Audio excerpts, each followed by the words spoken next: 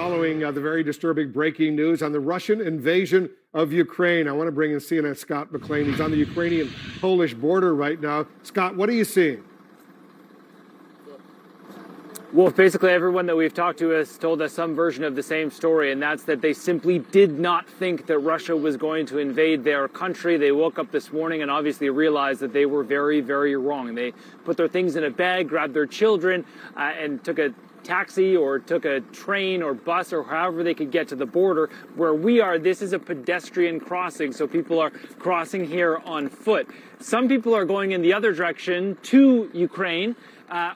A surprising number of people. There are also people going up to the border to meet up with their loved ones. Now, the reason that you're not seeing hardly anyone here isn't because people aren't crossing. It's because the actual border, which you can see the lights there, there's a huge backlog. In fact, I spoke to one gentleman whose wife is waiting in that line.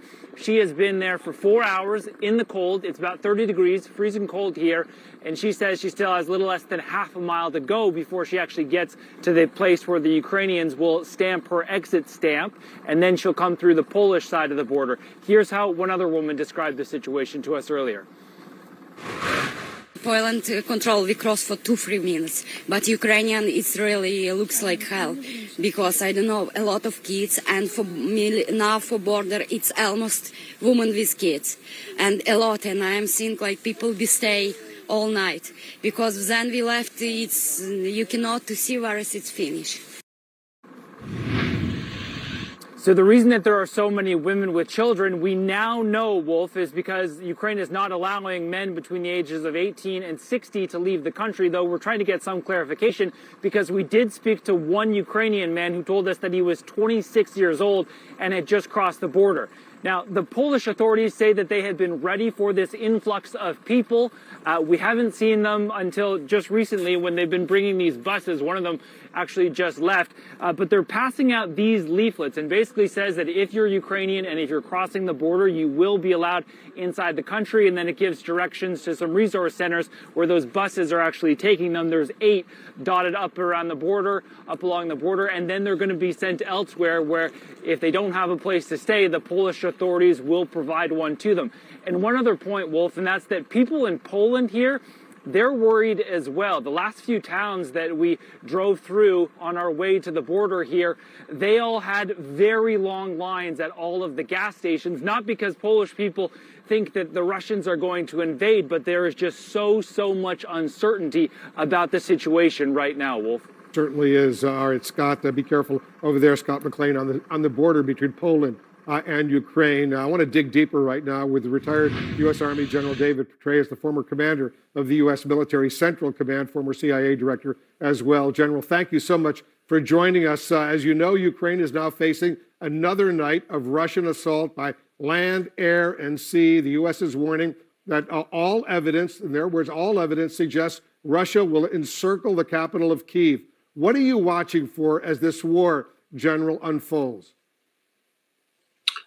Well, what I'm most watching for, Wolf, is whether the Ukrainians will fight. And I think they answered that question today.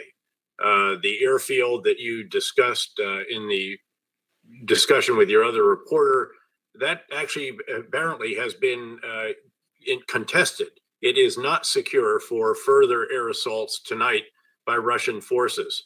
A number of helicopters and planes have reportedly been shot down, substantial Russian casualties and so forth. All aggregated, of course, from social media and various news reports and so on. And that is the big takeaway from today, that the Russians were slowed, they were delayed. I don't think they can use that airport tonight to push more forces into it so that they could then go into Kyiv. So I'm not sure they're on their timeline, except for the force that has come north out of Crimea, which does seem to have made pretty good headway.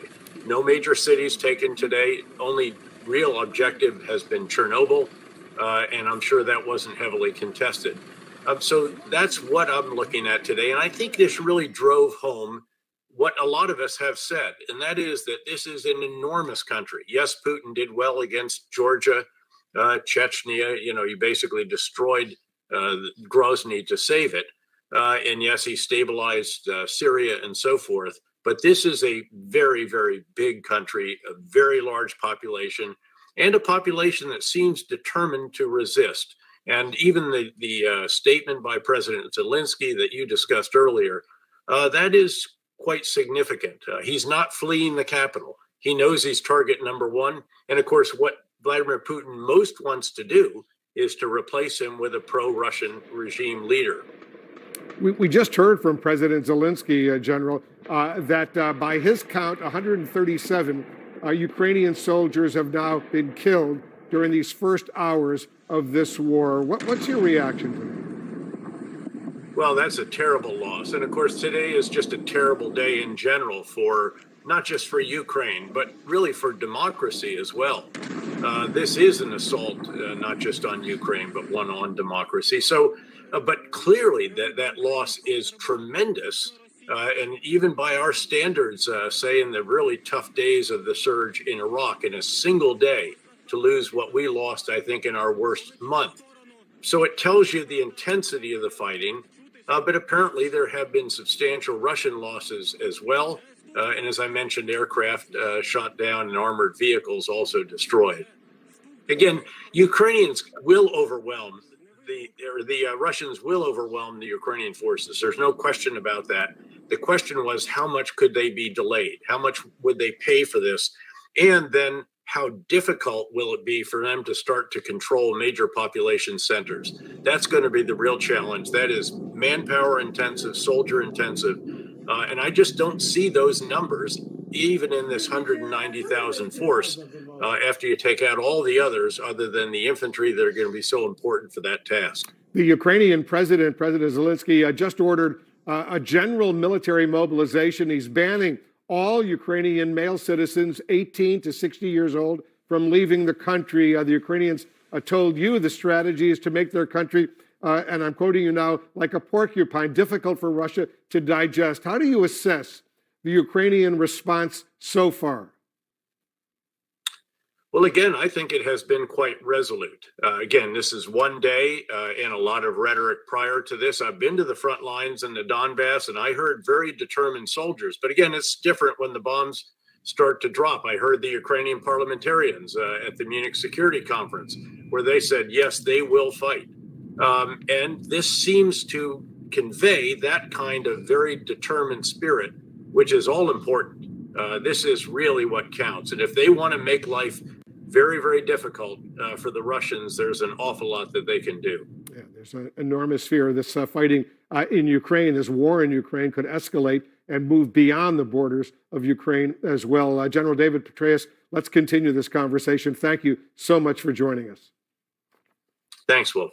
There's more breaking news just ahead as Ukraine mobilizes its military for all-out war with Russia.